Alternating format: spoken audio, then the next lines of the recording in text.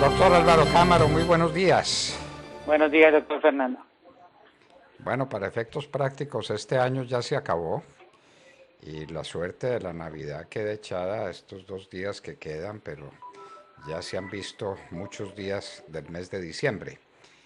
¿Qué es lo que se palpa? ¿Qué es lo que se siente en medio de estas restricciones después de los esfuerzos que se hicieron en noviembre con el día sin IVA, con el Black Friday, con el anticipo eh, de la de la prima navideña, en sectores públicos especialmente? ¿Qué se percibe para esta Navidad y para este mes de diciembre en materia de reactivación económica, si cabe decirlo? Pues, doctor Fernando, la recuperación, muy seguramente, como lo muestran los indicadores de seguimiento que elabora el DANI, como se vio en octubre, pues va a seguir en mejora y en repunte. A octubre la economía mostraba un indicador que ya registraba la menor caída desde abril y en una tendencia pues, sostenida de recuperación que muy seguramente en noviembre se va a acentuar en las cifras que se vean. Sin embargo, diciembre yo creo que arrancó un poco más tenue de lo inicialmente esperado, porque yo creo que sí hubo anticipo de consumo en los días sin IVA y en los días de lo denominado Black Friday.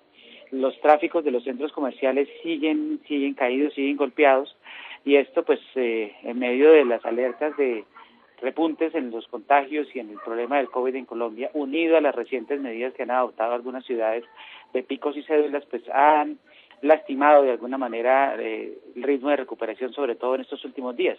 Y es que usted toca un tema muy importante, y es que para el comercio regularmente diciembre es 3 veces un mes normal.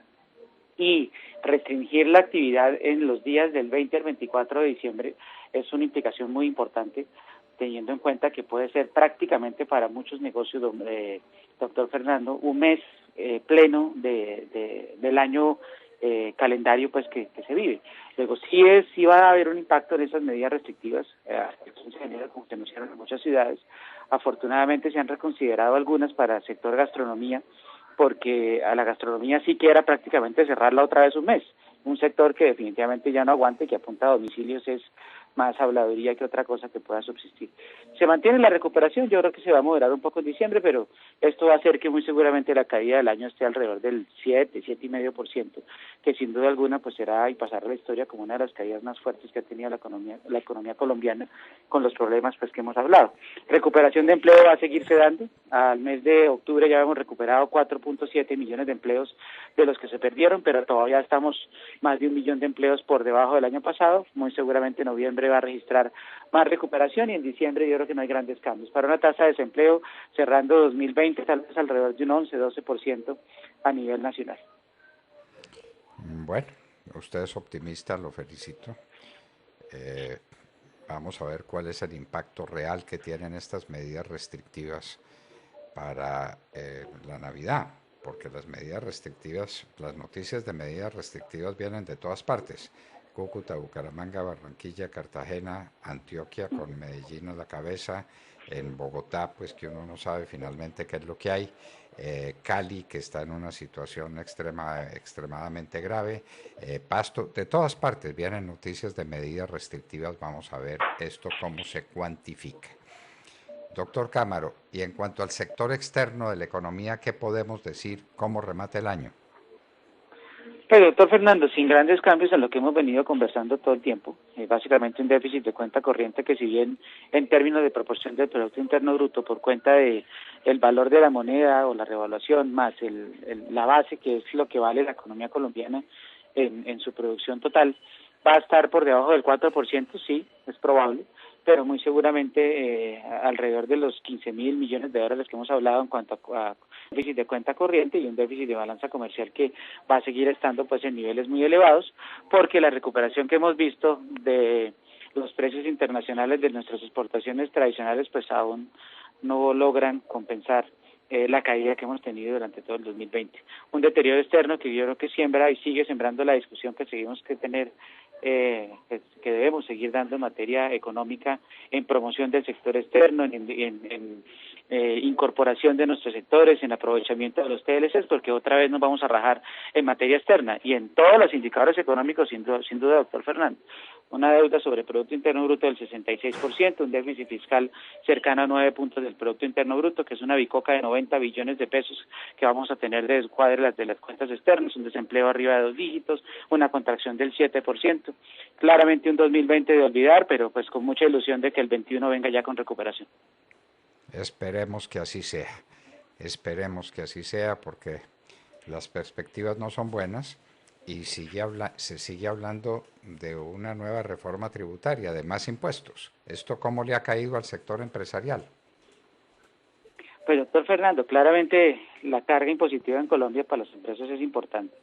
Digamos que cuando uno mira sobre impuestos directos, pues naturalmente estamos hablando de tasas impositivas que pueden llegar a ser del 50%, que para muchos pues son absolutamente elevadas a poder tener un mayor desarrollo del sector empresarial en Colombia.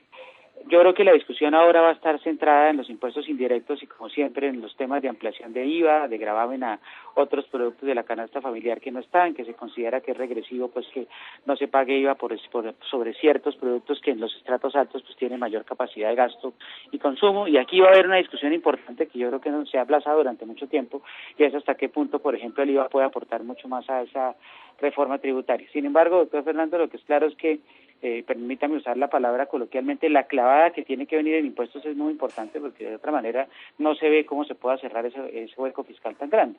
Y obviamente tiene que hacerse de tal manera que la economía se pueda recuperar para que se generen a su vez los impuestos necesarios para ir pagando la deuda que nos deja el COVID-19.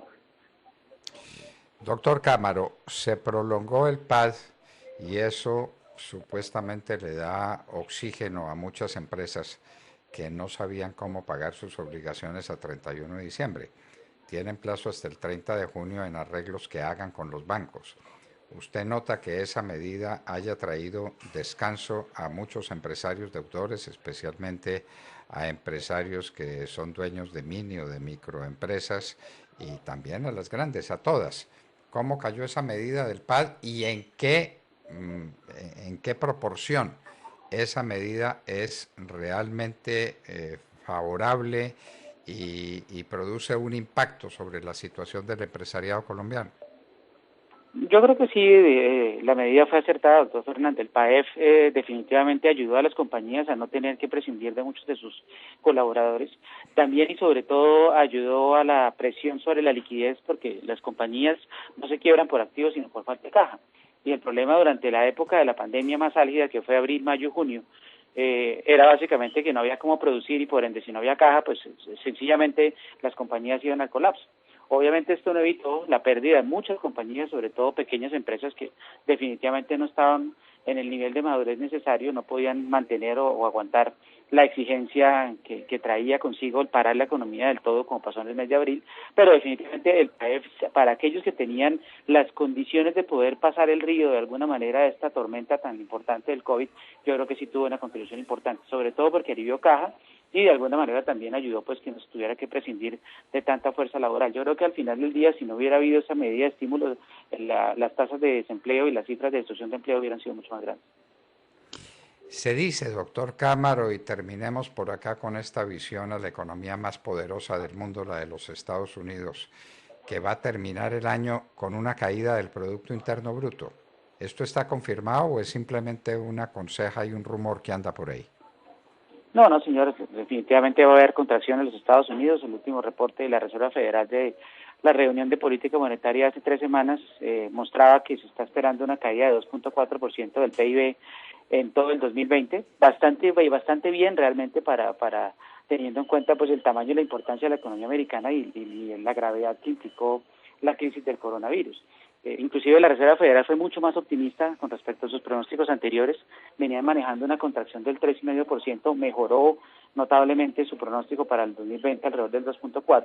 Es claro que los paquetes de estímulo, el primero que aprobaron más este que se viene, y una recuperación del consumo de los hogares norteamericanos mucho más acelerada de lo que se tenía pensado, que viene de la mano de una creación de empleo mucho más grande de lo que inicialmente se había anticipado, es lo que lo soporta. De hecho, si usted compara Estados Unidos cayendo un 2.4% en el 2020 frente a Latinoamérica, es una cifra espectacular.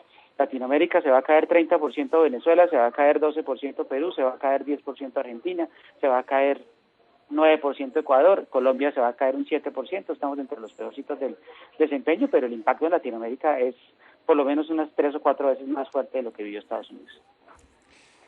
Doctor Álvaro Cámara, lo que tengo para decirle hoy en el momento de nuestra despedida del año es que le deseamos con los suyos una feliz Navidad y que el próximo año no tenga el rigor con que vino este 2020, que algunos dicen que queda para el olvido. No, la memoria lo va a recordar siempre el 2020. Pero tengamos confianza y para nosotros los cristianos que la llegada del Niño Dios sea el gran acontecimiento y que llegue cargado de esperanza y cargado de amor. Muchas gracias por estar con nosotros. Gracias, doctor Fernando, igual para todos ustedes. El doctor Álvaro Cámara estaba con nosotros en la hora de la verdad y estos eran indicadores económicos y una breve lección de economía que les traíamos gracias a Colsubsidio.